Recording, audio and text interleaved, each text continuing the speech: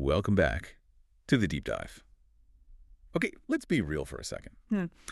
Have you ever woken up and just felt like your body is maybe secretly plotting against you? Oh, absolutely. Especially after a certain age, Like you're suddenly constructed mainly out of old chewing gum, slightly sticky chewing gum. Yeah, it's a feeling a lot of people recognize, that sense that the machine that just worked for decades suddenly needs, well, constant attention. It just doesn't run quite the same. Exactly. So our mission today, it's pretty straightforward. We're not trying to turn you into some health guru living on filtered air and good thoughts. Nope.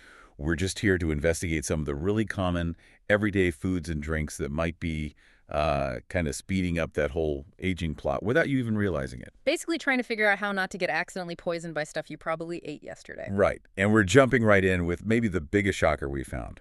Yeah. Water.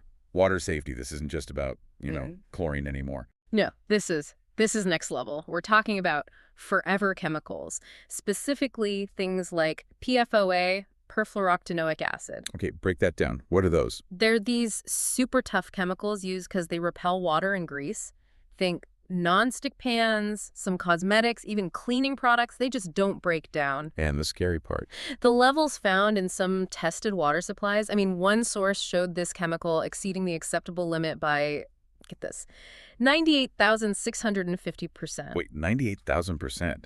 That sounds like a typo. That can't be right. It's not a typo. It's a terrifyingly huge number. And what it tells you is that standard water treatment, it's just not cutting it for these modern industrial chemicals. You can't just rely on the city water anymore. Okay, wow. So what here? Why is it so bad beyond just general chemicals are bad? It's accumulation. These things, PFOA, PFOS, and also microplastics, Yeah. They build up in your system because they literally last forever. Ugh. And a lot of the plastics, interestingly, seem to settle in the brain and your nervous system. Hold on. Plastic. In my brain. Yeah. Actually physically there. That's what the research suggests. They can cross the blood-brain barrier. And when they do, your brain sees them as invaders. Which means? Inflammation, chronic inflammation. And that messes with your thinking, your focus, your long-term brain health. And this is hitting us right when our body's own filters, the liver and kidneys, are starting to slow down with age anyway. They can't detox like they used to. Exactly, they're overloaded. So the takeaway is pretty blunt. You need help. You absolutely need a good water filter, one that specifically says it removes PFOA and PFOS. It's not really optional anymore. Okay. Filter upgrade noted. Let's shift gears then. From chemicals getting in, let's talk about stuff getting depleted inside. If water was the external shock, what's the big internal issue? Zinc.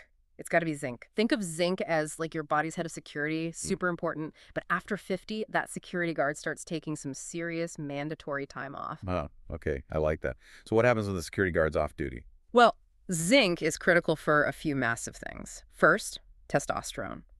Levels naturally drop as we age, men and women both, and zinc is fundamental for making it. And that matters for more than just libido, right? Oh yeah, hugely for muscle mass. Keeping muscle is key to aging well. Okay, muscle mass.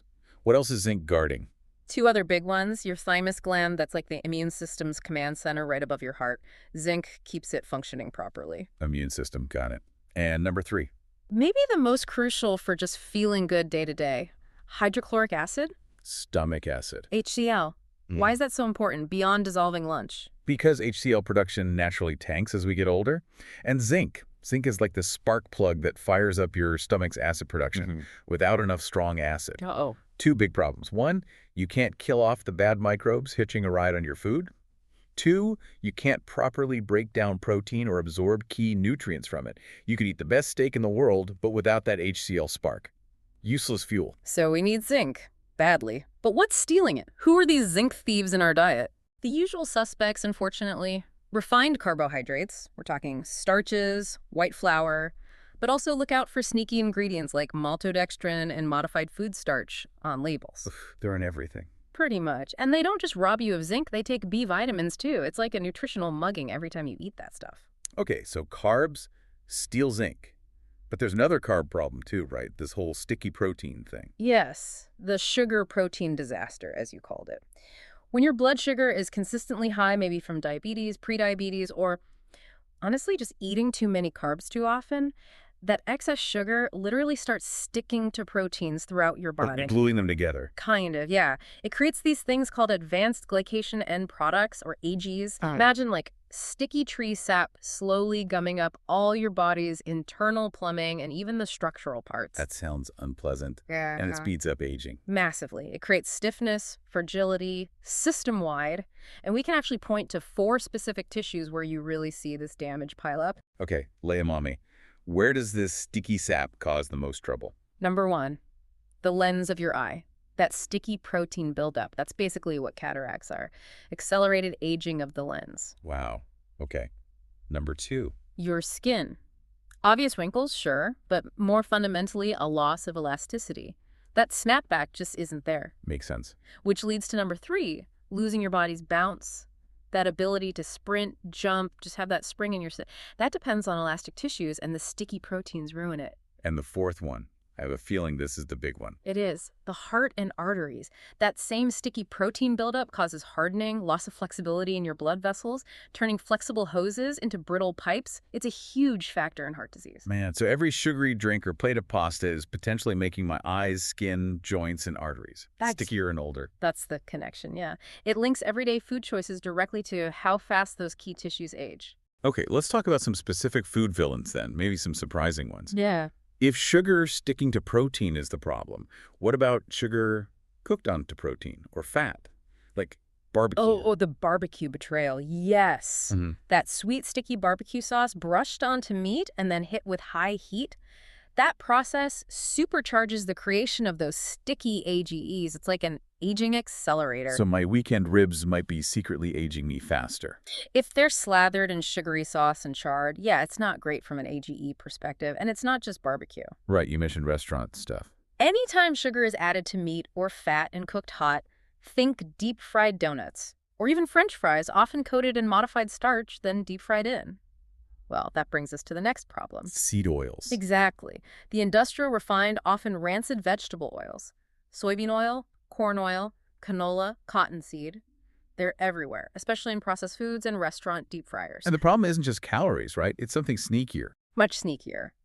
These fats don't just get burned for energy, they actually get built into the membranes of your cells. They literally replace the good fats. Where? All cells. All cells, but it's particularly bad for your brain and nervous system.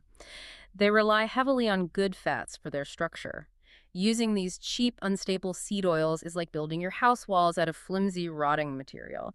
It causes inflammation right at the cellular level. Okay, that's bad. But here's the kicker, right? The eviction notice. Ah, yes, the really dramatic part. Once these crummy fats are built into your cell membranes, getting them out and replacing them with good fats takes about 1.5 years. 18 months. Just to undo the damage from eating bad oils. Roughly, yeah.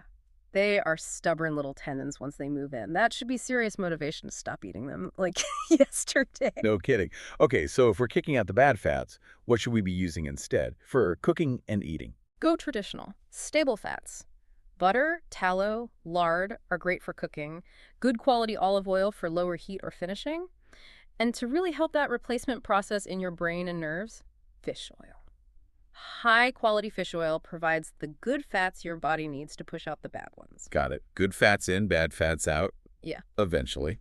Now, you mentioned a funny story about soy, the soy switcheroo. Right. We need to touch on refined soy products, especially soy protein isolate. You find it in tons of protein bars, veggie burgers, meat substitutes. What's the issue there? Isn't soy supposed to be healthy? Whole fermented soy, maybe? But the isolate, it's often processed using a chemical solvent called hexane.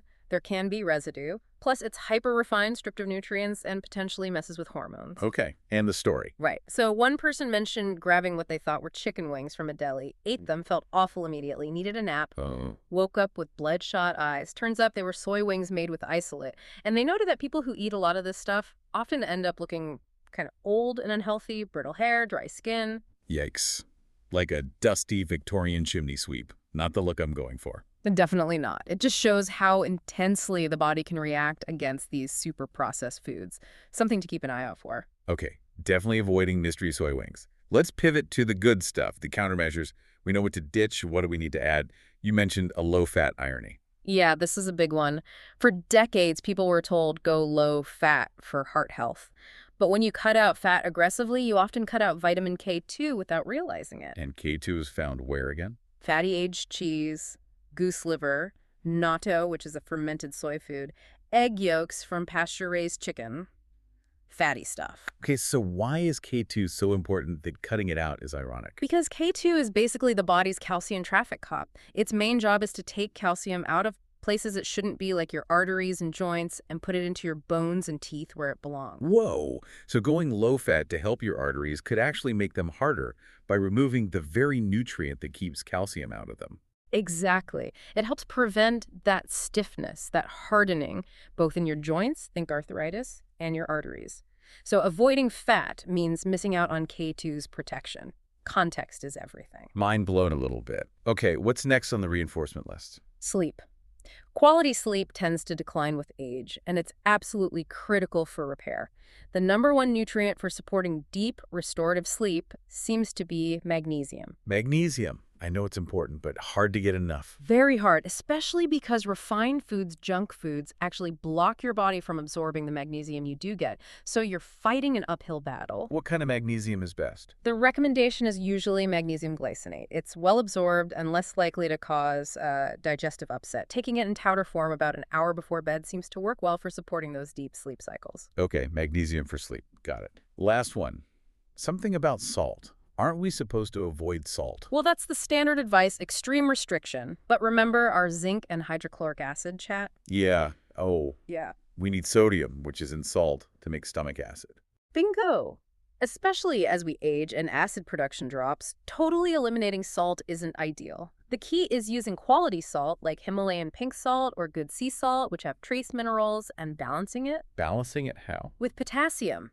This is crucial. The RDA for potassium is huge, 4,700 milligrams, and almost nobody gets that much. Think leafy greens, avocados, potatoes with skin, bananas. If you get enough potassium, your body handles sodium much, much better. It's about the ratio, not just cutting out salt entirely. So don't fear the quality salt shaker, just load up on potassium-rich foods. That's a much smarter strategy for most people. Okay, so let's wrap this mission up. We went deep diving and found the silent age accelerators, that contaminated water, the sticky sugar disaster from carbs, those rancid seed oils hiding everywhere. And we found the reinforcements we need: zinc for our security guard and stomach acid, K2 the calcium cop, magnesium for deep sleep, and balancing sodium with plenty of potassium. Right. Oh, and you had one last quick tip. Something for bones and skin. Yeah, just a little bonus. Silica, it's a trace mineral, really good for strong bones, hair, nails, and keeping skin elastic. You find it in things like bamboo shoots, the herb horsetail, or even some mineral-rich spring waters. Just another piece of the puzzle for structural integrity. Nice. Okay, final thought then. If your body really is this incredibly complex, high-performance machine, are you giving it the high-octane fuel and the proper maintenance it needs? Or are you just kind of pouring in cheap lubricant and hoping it doesn't seize up? Something to think about. Definitely. Now, maybe go check that water filter label. And seriously reconsider those deep-fried mystery wings. We'll catch you on the next Deep Dive.